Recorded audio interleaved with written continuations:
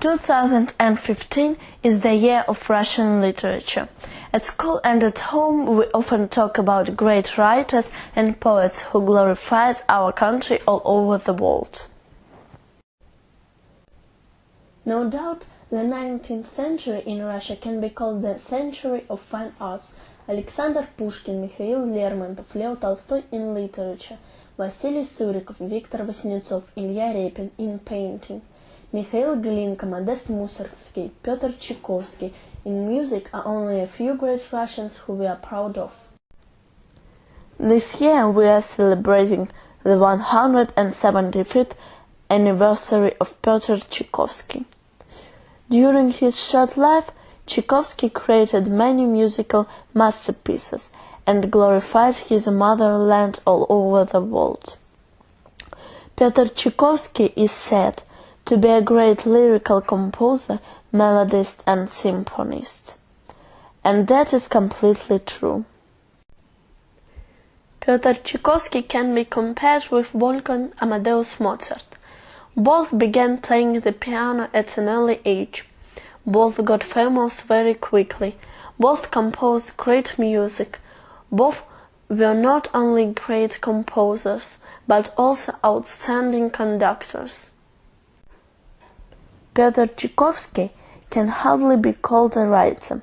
He sometimes wrote librettos, but the most famous and popular operas written by Tchaikovsky are based on Alexander Pushkin's works.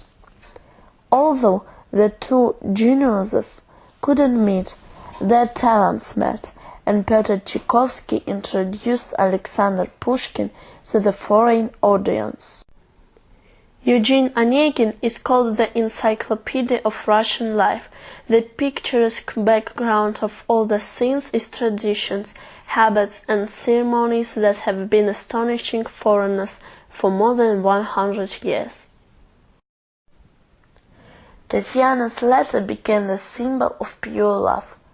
I write to you, no more confession is needed, nothing's left to tell. I know it's now in your discretion, with scorn to make my world a hell. So let it be. For you to keep, I trust my fate to your direction. Henceforth in front of you I weep and pray for your protection. My heart awaits you, you can turn it to life and hope with just a glance, or else disturb my mournful trance with censure. I've done all to earn it. The meeting of Eugene Onegin and Tatiana is the culmination of the opera. Thomas Allen, a famous English baritone, is performing Eugene Onegin.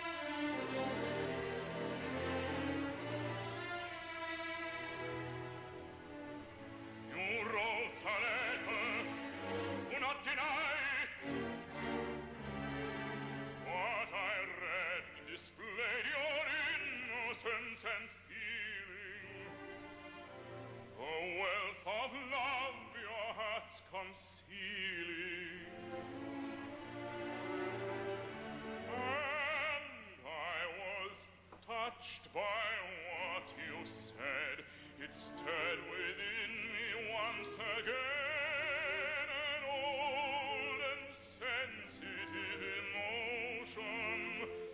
Yet I would ask you to reflect. Sure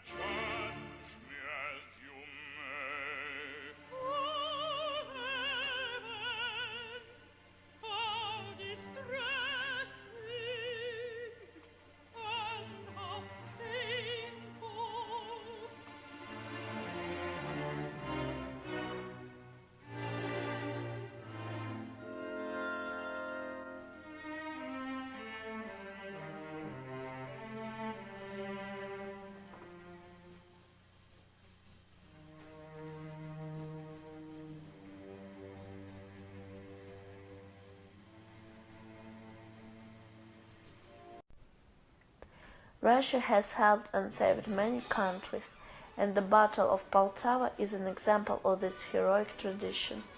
In 1709, Peter the Great and his army stopped mighty Sweden, defeating the army of Charles XII.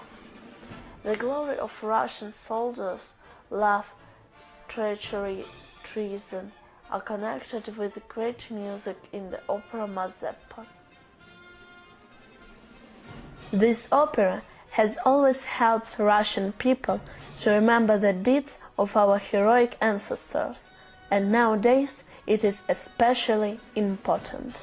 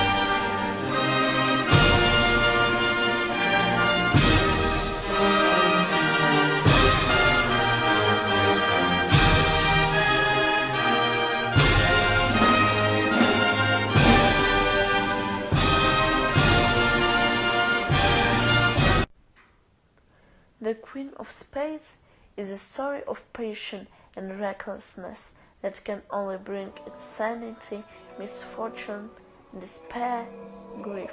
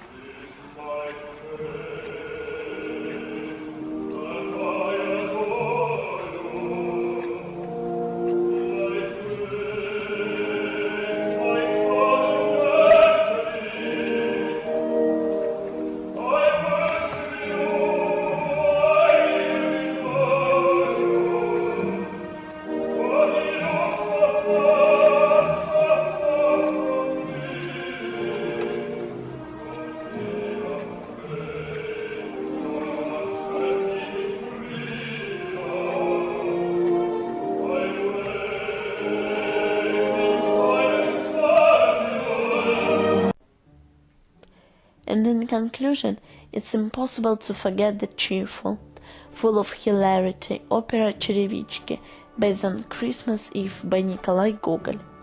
Both Черевички and the ballet The Nutcracker are very popular in Russia and other countries before Christmas and New Year's Day.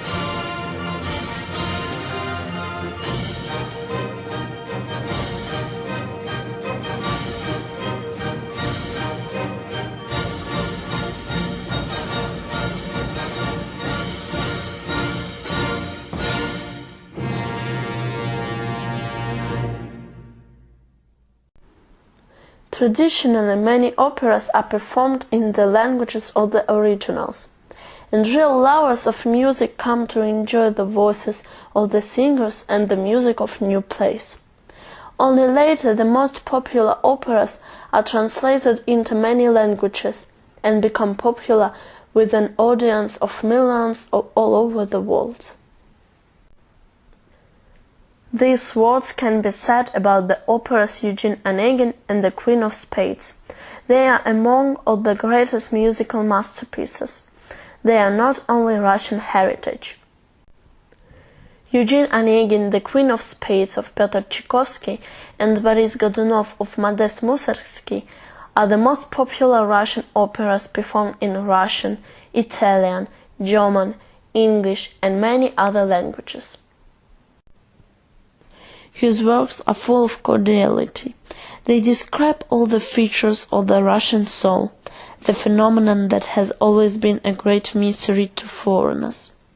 That is why he is considered not only a genius Russian artist and musician, but also a real symbol of our country, the symbol that we must always be proud of.